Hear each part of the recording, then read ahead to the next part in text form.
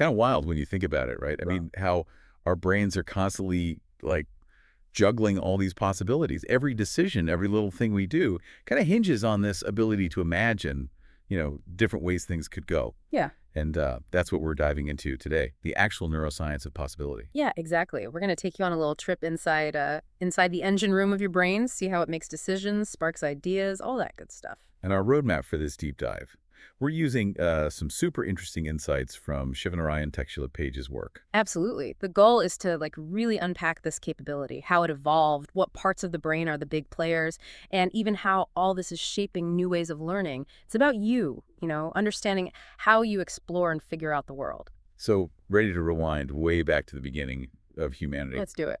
Our source material really emphasizes the evolutionary roots of this whole what-if kind of thinking. Like imagine early humans, right?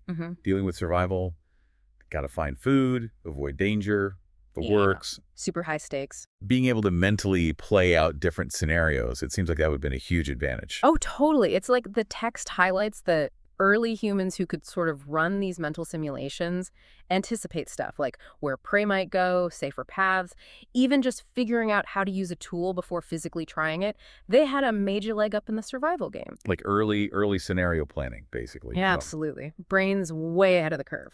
But this ability, it didn't just sit there, did it? Our source material points to actual changes in brain structure over time, leading to more complex thinking. Exactly. We're talking serious upgrades. And one of the most important, expansion of the prefrontal cortex, specifically this area called the dorsolateral prefrontal cortex, or DLPFC. Sounds kind of technical, but... A mouthful, yeah. But think of your DLPFC, like your brain's project manager, okay? Really essential for those higher-level thinking skills. Solving tough problems, comparing options, making plans. So DLPFC helps you hold those different possibilities in your mind, weigh them out.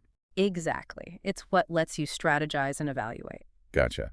But what about when our brains aren't super focused on a task, right? We're kind of just daydreaming, zoning out. Yeah.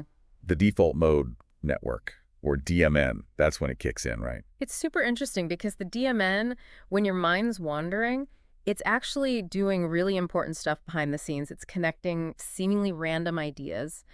And that ability to explore those abstract possibilities, our source credits it with the emergence of some huge things: language, storytelling, even scientific breakthroughs. Wow, so it's like our brains are constantly running these low-key creative simulations, even when we're not trying. Pretty much. And then there's memory, especially the hippocampus. It's not just about looking ahead, it's drawing on the past to inform those possibilities too, right? Absolutely. The hippocampus lets you pull up past experiences and that information, vital for predicting what might happen in the future. The text even calls it mental time travel, super important for making good decisions. Makes sense. You're drawing on those memories, good and bad, to kind of gauge what might happen if you choose a certain path. Right. It's your own personal database of possibilities built from experience. So we've got the evolutionary stage set. Now let's zoom in on the modern brain in action. And our source breaks down several key regions that work together to create this whole world of possibilities thing. And the prefrontal cortex, it gets another shout out here. Yeah, the PSC really is like the brain's central command for decision making. That's where you size up options, choose the best course of action. As conductor of the orchestra. Exactly, coordinating all these different brain regions to come to a decision. And then there's the anterior cingulate cortex, or ACC. Yeah. What's its specific role in all this possibility stuff? The ACC, you can think of it like your brain's internal conflict monitor. It's always looking for any inconsistencies between ideas or potential actions. Like if you've got two competing desires, two possible outcomes, it flags that. Signals a need to adjust your strategy, maybe reconsider your options, try something different. So like a check and balance system. Yeah. Your brain's internal referee, making sure you're aware of competing possibilities and that you got to kind of reconcile them. Love that analogy. And the default mode network, it makes another appearance here too. Yep. Its role in spontaneous thinking is so crucial. It's what helps generate those out-of-the-box alternatives, the kind you might miss when you're super focused on solving a problem. Mind wandering is where those unexpected connections, those innovative ideas, often pop up. The brain's idea incubator. Exactly. Now, we've touched on the hippocampus, but it sounds like it does way more than just store memories. Oh, for sure.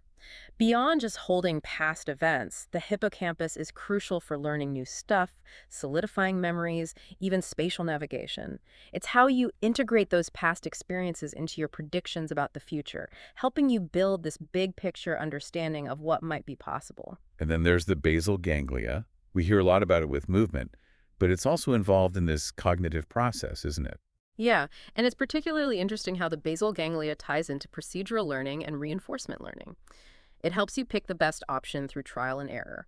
So, as you try different things, see what works, the basal ganglia strengthens those pathways in your brain, guiding future choices. Like learning by doing. Exactly. And the text specifically highlights its role in motor science. It's the link between exploring possibilities in your head and actually physically doing them, taking that mental possibility and turning it into action. Makes sense. And to complete this picture, we've got the parietal and temporal lobes. What do they bring to this whole navigating a world of possibilities thing? These lobes are super important for the more complex thinking skills: abstract thought, spatial reasoning, recognizing patterns. And those skills are crucial when you're facing tricky problems that need you to see connections, relationships that aren't obvious right away. They let you go beyond just the concrete details and explore more conceptual possibilities. So we've gone from the ancient origins of this ability to this intricate network of brain regions all working together. It's amazing how those same basic mechanisms that helped our ancestors survive are now driving scientific discoveries, leaps in technology. It's a really powerful connection, right? The neural machinery that evolved for survival is now behind so much of our progress. Like scientific hypothesis generation, it's basically mirroring how the brain explores different explanations, tests them, refines them, same exploratory drive, but applied to understanding the entire universe. Scientists are basically possibility generators, constantly creating and evaluating them to figure out how the world works. Totally. And when you think about technological innovations, it's even more direct. Someone imagines something that doesn't even exist yet. I mean, the text mentions the wheel, but it could be anything, the printing press, the internet. And then they make that possibility a reality. It all starts with that vision. And what about artistic creativity? Oh, absolutely. Our source highlights the DMN's role here, letting artists make these totally new connections between ideas, emotions, sensory experiences, leading to innovative forms of expression. It's exploring the possibilities of aesthetics. And that brings us to the last big area in our source material, the brain page of possibilities in learnography. This sounds like a pretty structured approach to actually using this natural ability, especially when it comes to learning. Yeah, exactly. Learnography, as it's presented here, is all about optimizing how we learn and master skills, intellectual and motor, by tapping into that inherent ability our brains have to generate and refine possibilities. It's making learning more active, more exploratory. And there's this concept of thalamic cyclozeid rehearsal. Sounds a little intimidating. What does that actually mean for someone trying to learn something new? Okay, so think of the thalamus like your brain's central switchboard, relaying information between different areas. Thalamic cyclozeid rehearsal might sound complicated, but it's really about actively revisiting and engaging with the stuff you're trying to learn, like sending a signal through that switchboard over and over. Each repetition strengthens those connections, making the information stick better, easier to access. So it's about creating your own study loop to reinforce learning. Exactly. And then there's this idea of small teachers and miniature schools. What's the thinking behind that? This is about the power of peer-based learning. When you become a small teacher, you're not only developing leadership skills, but you're also refining your own ability to think through possibilities, explain concepts to others. Articulating your understanding like that and learning from your peers in return really solidifies your grasp of the material. It's collaborative exploration. So it's learning by teaching. And finally, there's the activation of the substantia nigra, part of the basal ganglia we talked about earlier. How does that fit into this learnography framework? This connects back to the idea of turning thought into action, particularly with motor skills. The substantia nigra makes sure those theoretical possibilities you're exploring can actually be put into practice. You're reinforcing learning through physically doing something. It's not enough to just understand it mentally, you got to apply it. That solidifies the knowledge and deepens your understanding of what's possible within that skill. It's the bridge between theory and practice.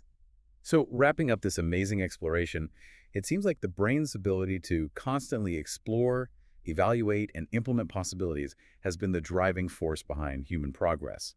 from basic survival instincts to everything we've accomplished. Yeah, totally. And learnography, as our source lays it out, gives us a way to consciously harness that power through active exploration, self-directed learning, and combining theory with real-world application. This deep dive has been really eye-opening. It makes you realize just how much potential is inside our own minds.